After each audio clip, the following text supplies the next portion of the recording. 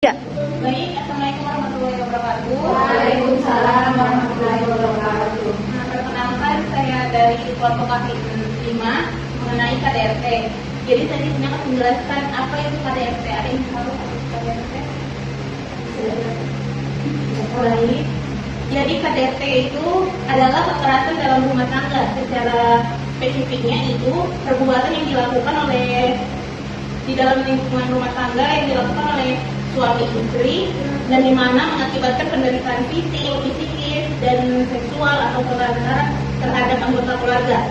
Berdasarkan Undang-Undang Nomor 23 Tahun 2004 tentang penghapusan kekerasan dalam rumah tangga, KDRT mencakup beberapa bagian seperti kekerasan fisik, yaitu memukul, menampar, dan ada kekerasan fisik seperti penghinaan, ancaman, dan merendahkan. Yang ketiga ada kekerasan seksual seperti pemaksaan dan hubungan seksual secara paksa. Yang keempat ada penelantaran rumah tangga seperti tidak memberi nafkah, lahir batin, tidak merawat, dan mengabaikan kebutuhan dasar. Dan di sini saya akan menjelaskan karakteristik dan populasinya. Berdasarkan Kemenkes dan WHO, KDRT dibagi beberapa bagian, yaitu pertama demografi. Pertama, mulai dari usia terbaliknya, yaitu dari 18 tahun sampai 49 tahun. Itu pada masa usia reproduktif, dan mayoritasnya kebanyakan perempuan, namun laki-laki dan anak-anak juga bisa jadi korban. Dan banyaknya korban tinggal bersama pelaku ketergantungan finansial, dan sebagian memiliki riwayat kekerasan seksual. Yang kedua ada kondisi lingkungan, yaitu hubungan rumah tangga tidak harmonis seperti cemburu, kontrol, posesif. Yang kedua ada ekonomi menengah ke bawah. Yang ketiga ada isolasi sosial yang dilarang bergaul, dilarang bekerja, dilarang berkomunikasi antar tetangga atau teman.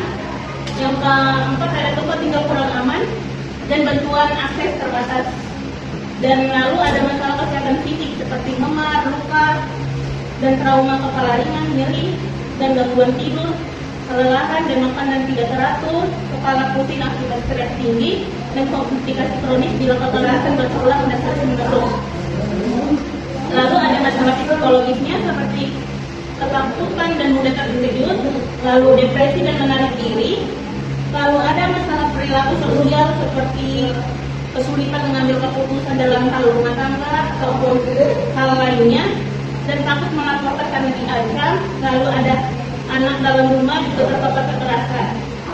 Lalu ditemukanlah diagnosa KDRT. Diagnosa pertama itu kekerasan terkait pemukulan, ancaman, dan kontrol berlebihan. Diagnosa kedua ada ansietas, yaitu rasa takut dan ancaman berulang.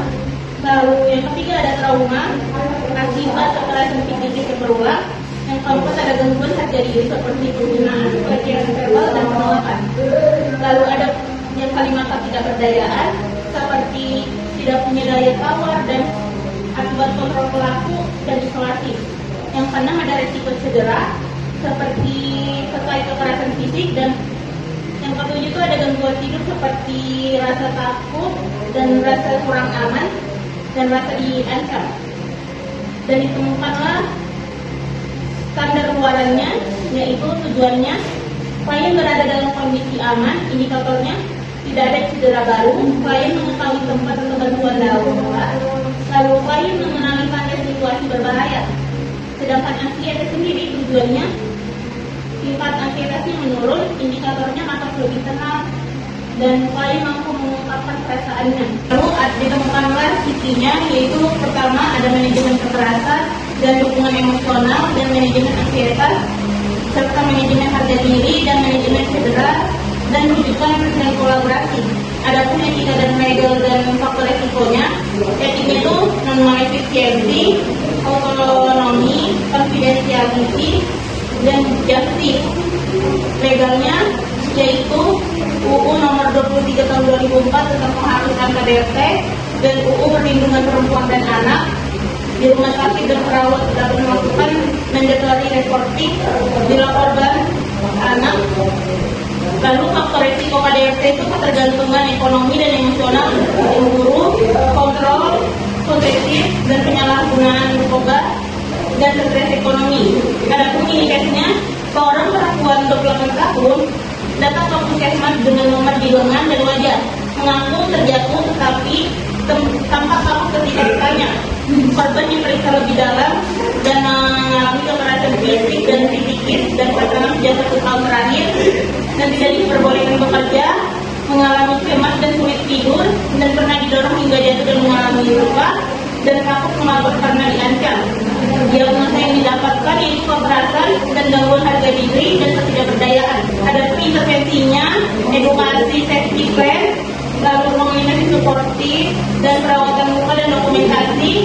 Kalau ada edukasi layanan bantuan KDRT dan rujuk ke P2 TP2A dan konseling psikologis.